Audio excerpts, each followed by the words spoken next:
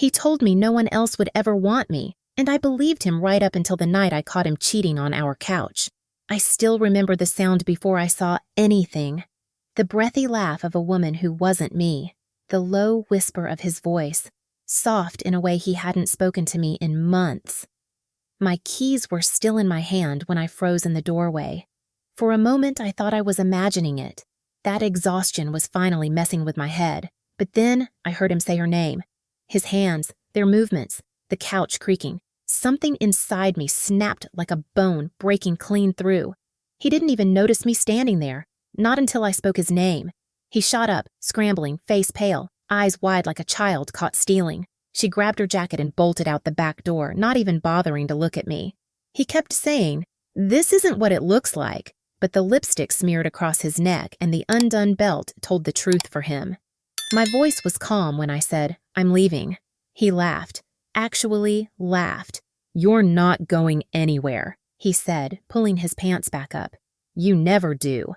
That was the moment everything in me shut down. Or maybe it woke up. I'm still not sure. I didn't yell, I didn't cry, I didn't throw anything. I just stared at the man who thought he owned me, who thought my fear was loyalty, and I realized something dark and clear. I wasn't trapped, I was conditioned, and conditions can be broken. The next morning I packed a single suitcase. My hands were shaking so hard I kept dropping things. But I didn't stop. I left the apartment key on the counter, walked out the door, and didn't look back.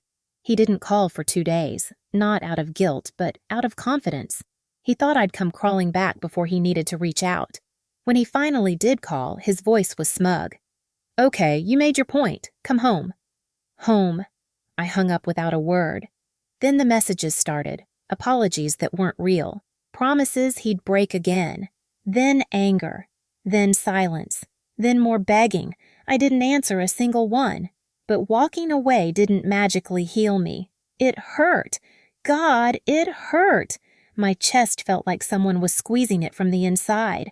My nights were filled with nightmares of him laughing the way he did that night. My mornings felt heavy. My future felt blank. But staying would have been worse. I moved into a friend's spare room, found a therapist, started journaling, started running, started breathing again. I gained weight, then lost some, then gained strength instead. I learned how to sleep without checking if someone was next to me. I learned how to cook food for one without feeling pathetic.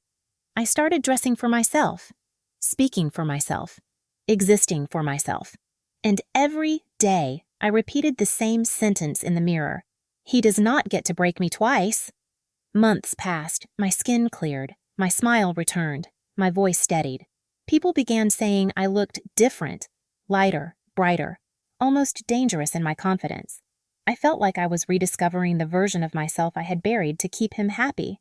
Then, karma started doing its work. The first sign came from a mutual friend who said, hesitantly, "He's not doing great." I shrugged. "Not my problem."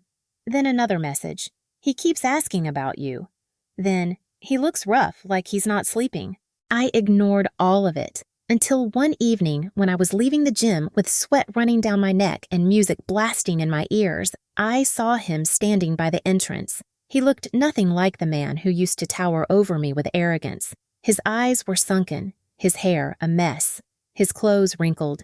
He looked like someone who had lived through his own storm and lost. When he saw me, his breath caught. His mouth opened like he wanted to speak but forgot how. "You look good," he finally muttered. I didn't respond. He wasn't owed even that. He swallowed hard. "Can we talk, please?" I started to walk past him, but he stepped in front of me. The old him might have scared me, but this version, this broken, guilty, desperate version, he was harmless. "I messed up," he said.